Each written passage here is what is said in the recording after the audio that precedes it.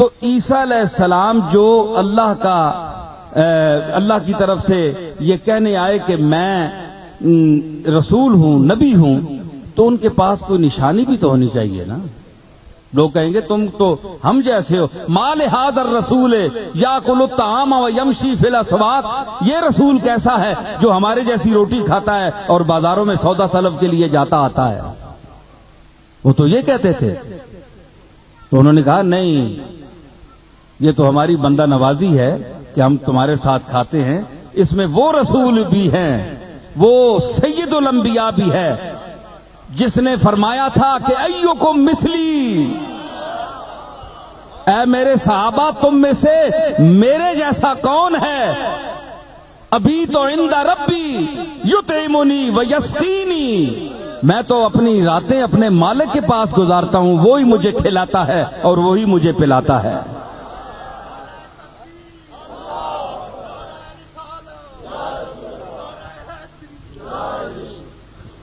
تو اس میں وہ کیونکہ یہ فرق کیوں ہے، یہ کیوں فرق ہے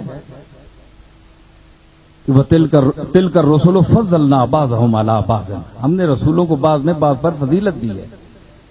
تو کچھ کھاتے پیتے ہیں دنیا میں اور کچھ کہتے ہیں میں تو اپنے رب کے پاس کھاتا ہوں. یہ فرق ہے، یہ مدارج میں فرق ہے. تو سب کچھ انہوں نے کہا. تو جناب عیسیٰ نے انہوں نے کہا کہ تمہارے پاس نشانی کیا ہے؟ انہوں نے کہا کہ انی اخلق لکم من الطین کہیئۃ الطیر، یہ دیکھو تمہارے سامنے کر کے دکھاتا ہوں، آؤ تم بھی اللہ کے بندے بنتے ہو، آؤ تم کر کے دکھاؤ. فانفخ فیہ، اس میں پھونک ماروں گا. مطلب ہے کہ پھونک جان ڈالتی ہے. جی اگر ٹھکانے کی پھونک ہو تو ٹھکانے پر لگتی ہے. ہاں آپ جی، اگر پھونک ہو اور پھر یہ پھونکوں کا سلسلہ، یہاں سے یہ بھی سمجھ آتی ہے بات کہ پھونکوں کی ابتدا نبی سے ہوئی ہے. اب اس کی جو صورت بھی رہ گئی ہے یہ اور بات ہے، لیکن ابتدا قرآن سے ثابت ہے. فانفخ فیہ، میں پھونک مارتا ہوں. فیکون، پھر میری پھونک میں، یہ تو ایک اشارہ ہے، ایک سبب ہے، ایک عرض ہے، ایک گزارش ہے. تو میری پھونک اس وقت تک مؤثر نہیں ہو سکتی جب تک اللہ کا اذن نہ ہو. فیکون طیرا باذن اللہ، یہ نہیں فرمایا میری پھونک سے وہ پرندہ بنتا ہے، اس میں جان پڑتی ہے، نہیں، اللہ کے حکم سے جان پڑتی ہے. گویا جب میں پھونک مارتا ہوں تو اللہ کا اذن اس میں شامل ہوتا ہے، اس کو مؤثر بنا دیتا ہے. اور درمیان آپ جملہ دیکھیے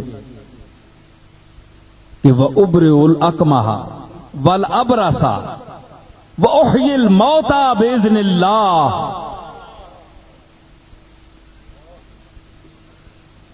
اکمہ اس اندھے کو کہتے ہیں، علماء نے لکھا ہے کہ جس کی آنکھیں دھسی ہوئی ہوں اندر اور وہ مادر ذات اندھا ہو، اکمہ اس کو کہتے ہیں. اور برس زدہ ہو، یہ سفید نشان جو ہوتے ہیں برس کے، اس کو بھی میں ٹھیک کر دیتا ہوں. اور اس کی نسبت اپنی طرف کر رہے ہیں، اللہ کی طرف کرنی چاہیے نا. ابرئ الاکمہ کیوں کہہ رہے ہیں؟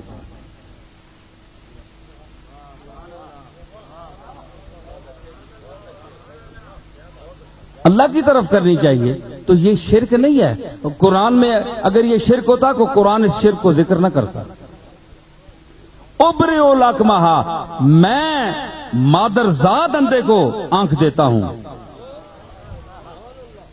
اور برس زدہ کو شفا دیتا ہوں. اور پھر یہی نہیں، وَأُحْيِي الْمَوْتَى بِإِذْنِ اللَّهِ، اور مردہ آدمی کو جو مر چکا ہو اس کو اللہ کے حکم سے میں زندہ کرتا ہوں، میں زندہ کرتا ہوں. وَأُحْيِي الْمَوْتَى، یہ سارے اللہ کے کام ہیں. پھر وَأُنَبِّئُكُم بِمَا تَأْكُلُونَ وَمَا تَدَّخِرُونَ فِي بُيُوتِكُمْ، اور جو تم نے اپنے گھر میں ذخیرہ اندوزی کر رکھی ہے، جو سامان جہاں رکھا ہوا ہے میں ابھی یہاں بیٹھے تمہیں بتا دوں؟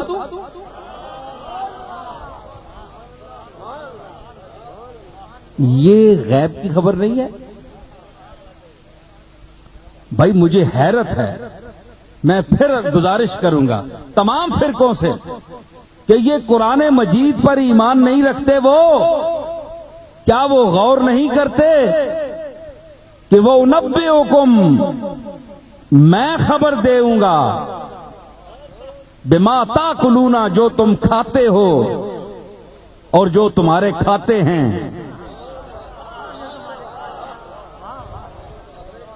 ہاں، جو تم کھاتے ہو اور جو تمہارے کھاتے ہیں۔ وما تدخرون فی بیوتکم، جو اپنے گھروں میں تم ذخیرہ اندوزی کرتے ہو، جمع کرتے ہو، وہ بھی میں تمہیں یہ عیسیٰ فرما رہے ہیں۔ ان فی ذلک لآیۃ لکم ان کنتم مؤمنین، اگر تم ایمان رکھنے والے ہو تو یہ جو چیزیں ذکر کر دی ہیں میں نے، اس میں تمہارے لیے بڑی نشانیاں ہیں۔ اب بھی کم بختو تم مجھے اللہ کا رسول نہیں مانتے، اب بھی تمہیں کوئی شک ہے میری غیب دانی میں کہ اب میں زندہ کر سکتا ہوں یا نہیں، اس میں اب بھی شک ہے؟ یہ قرآن ہے۔ تو اللہ نے جو کام اس کے لیے خاص ہے، اس نے اپنے بندے کو دیا کہ نہیں؟ عیسیٰ علیہ السلام اللہ کے بندے ہیں نا، سانس لیتے تھے، کھاتے پیتے تھے، جو لوازم بشریہ ہے ہم کرتے ہیں یہی کچھ کرتے تھے، اس کے باوجود یہ چیزیں اس کو، اور قرآن ہے، حدیث بھی نہیں ہے کہ آپ اس کو ضعیف کہیں، احتمال ضعف ہو۔ اب میں آپ سے پوچھتا ہوں ان لوگوں سے جو کہتے ہیں جناب کہ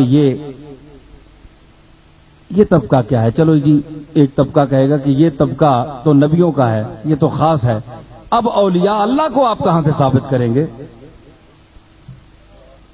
تو میں نے جو آیت پڑھی ہے اس پر غور کریں کہ جو صدیقوں کے پاس ساتھ نبیوں کے ساتھ جن کو بٹھایا جائے گا تو ان میں نبیوں جیسے جوہر ہونے چاہیے کہ نہیں؟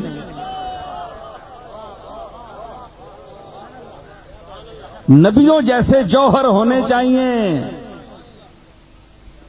اگر عالم نہیں ہے تو علم کے وہ جوہر ہوں تو ان کو علماء کی صف میں بٹھایا جاتا ہے، جو علماء کے قریب کے لوگ ہوں، ان کے شان کے ساتھ لگتے ہوں، ان کو بٹھایا جاتا ہے۔